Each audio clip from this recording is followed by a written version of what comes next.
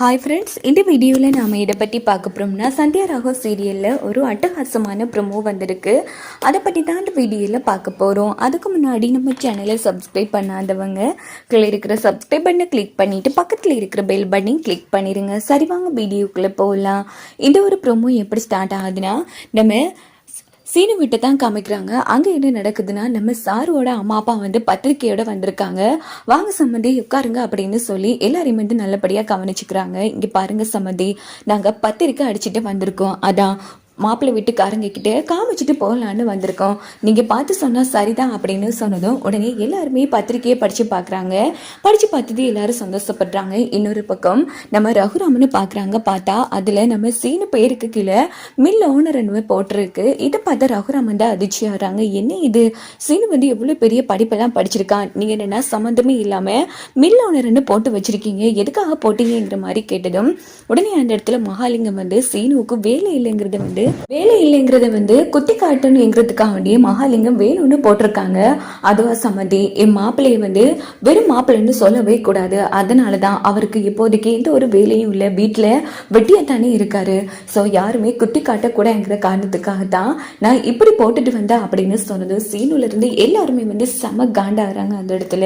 இங்க பாருங்க, வேலை இல்லைங்கிறதுக்காக இப்படி இல்லாம போடுவீங்க, என்னங்க வேலை இல்லைன்னு குத்தி காமிக்கிறீங்களாங்கிற மாதிரி சீனு கேட்குறாங்க. ஐயோ மாப்பிள்ளை, ஏன் மாப்பிள்ளை இப்படி எல்லாம் பேசுறீங்க? இங்க பாருங்க, நான் உங்க நல்லதுக்காகத்தான் மாப்பிள்ளை, உங்களை யாரும் ஒரு வார்த்தை கூட தப்பா பேசக்கூடாது. அதுவும் இப்ப பொண்ணை கட்டிக்க போற மாப்பிள்ளை இப்படி வெட்டு மாப்பிள்ளைன்னு யாரும் சொல்லக்கூடாது. உங்களுக்கு எந்த அசிங்கமோ அவமானமோ நடக்கக்கூடாதுங்கிறதுக்காக தான் நான் இப்படி போட்ட மாப்பிள்ளை. இப்போ உங்களுக்கு வேலை இல்லை தானே, இது போட்ட அவங்களுக்கு பெருமை தானே அப்படின்னு சொன்னதும் இந்த பக்கம் நம்ம மாயா என்ன பண்றாங்கன்னா, இங்க பாருங்க, சீனுவுக்கு வேலை இல்லைன்னு யாரு சொன்னா? இங்க பாருங்க, இதெல்லாம் யார்கிட்ட கேட்டு பண்ணீங்க? சீனுக்கு ஒன்றும் வேலை இல்லாமலாம் இல்லை. சீனு சாதாரண படிப்பெல்லாம் படிக்கல, MBA படிச்சிருக்கான்.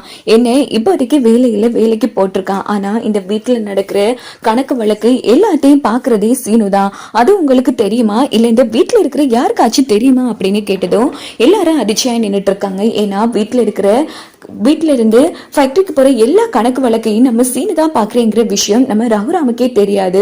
அந்த இடத்துல ரகுராமை வாயை பொழந்துட்டு இருக்காங்க. மாயா என்ன சொல்றா? ஆமா பெரியப்பா, இந்த வீட்டுல இருக்கிற உங்களுக்கு தெரியாதப்போ இவருக்கு எப்படி தெரியும்? இங்க பாருங்க, நீங்க சொல்ற மாதிரி சீனு சாதாரண ஆள் கிடையாது. எல்லா கணக்கு வழக்கையும் பாக்குறது சீனு தான். அது மட்டும் இல்லாம சீனுக்கு இது மிகப்பெரிய வேலாது தெரியுமா அப்படின்னு சொன்னதும் மகாலிங்கத்துக்கு ஒரு மாதிரி போயிடுது. ஏன்னா மாயா சீனுவுக்காக அந்த இடத்துல சப்போர்ட் பண்ணி பேசிட்டு இருக்காங்க.